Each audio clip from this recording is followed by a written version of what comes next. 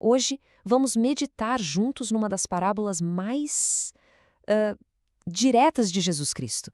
Uma história que vai fundo na questão do que é a verdadeira justiça e, mais importante, qual a atitude do coração para que a gente possa receber a graça de Deus. Olha, esse primeiro versículo aqui é tudo. Não é só um detalhe, não. É a chave para a gente entender a história toda. Jesus não está falando para o ar, sabe? Ele está mirando numa condição bem específica do coração humano. Aquela autossuficiência que se veste de virtude e que, no fundo, é o maior bloqueio para a misericórdia de Deus chegar até nós.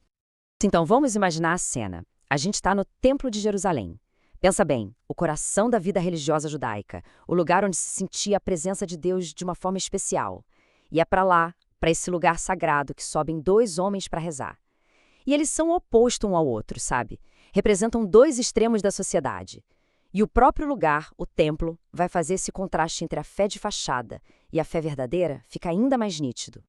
E a escolha de Jesus é genial para criar esse contraste.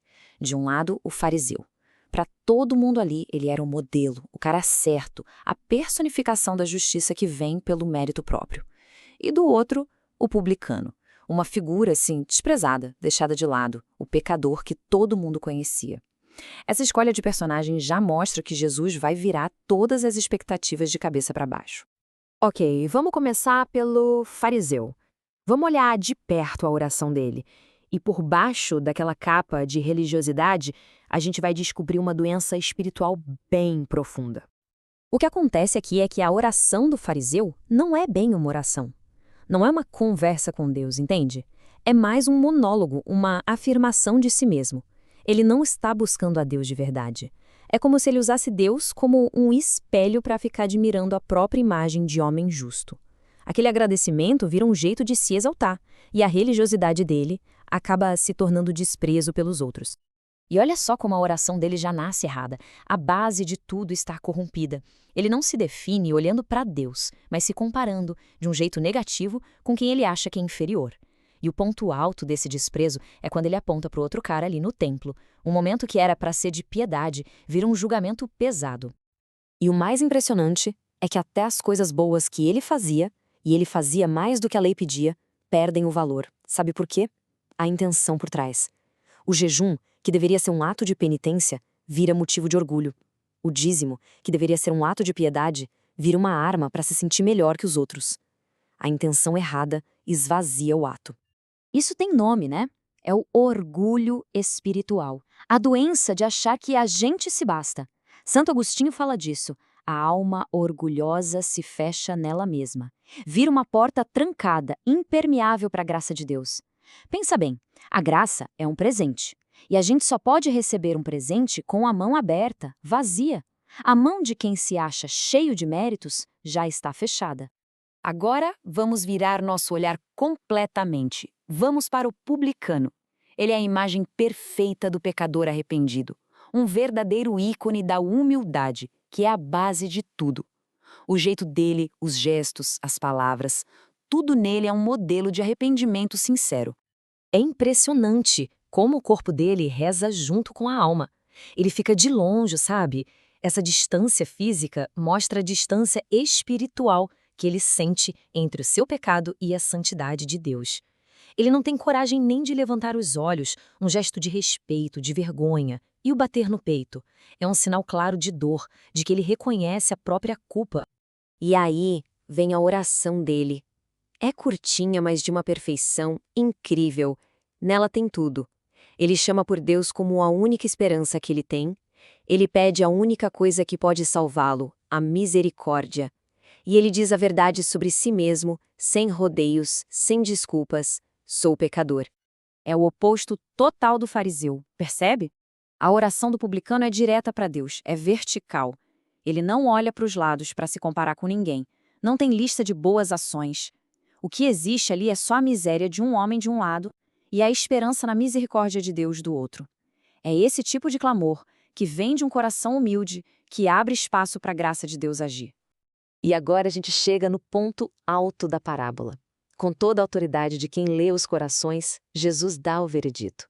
E é um veredito chocante, que mostra como a lógica do reino de Deus é diferente da nossa. A frase é clara. não deixa dúvida.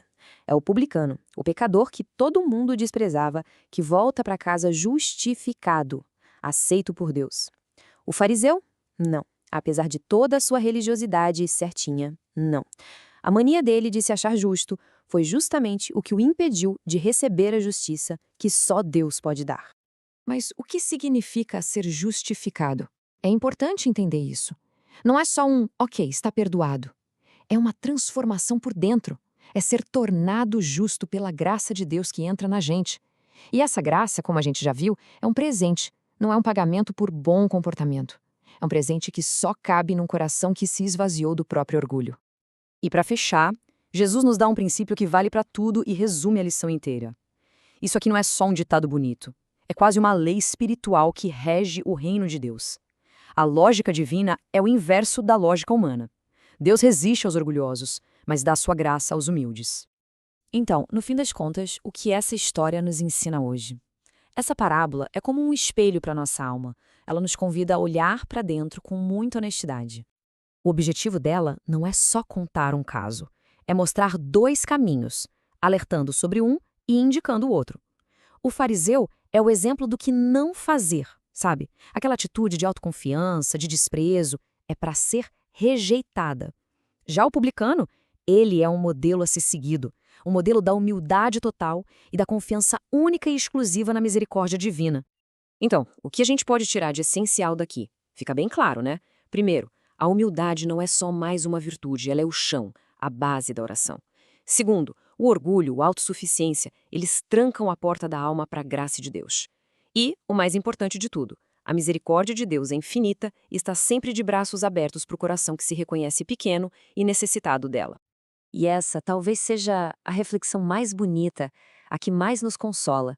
A paz que o publicano sente quando volta para casa não é a paz de quem se tornou perfeito. É a paz de quem se entregou. É o descanso de uma alma que finalmente parou de lutar para provar o próprio valor e simplesmente se largou, confiou na misericórdia sem fim do seu Criador. E assim, essa meditação termina nos deixando com essa pergunta, que vai fundo na alma e convida cada um a olhar para dentro com sinceridade. Onde é que a nossa confiança está depositada? De verdade? Na nossa própria justiça? Nos nossos méritos?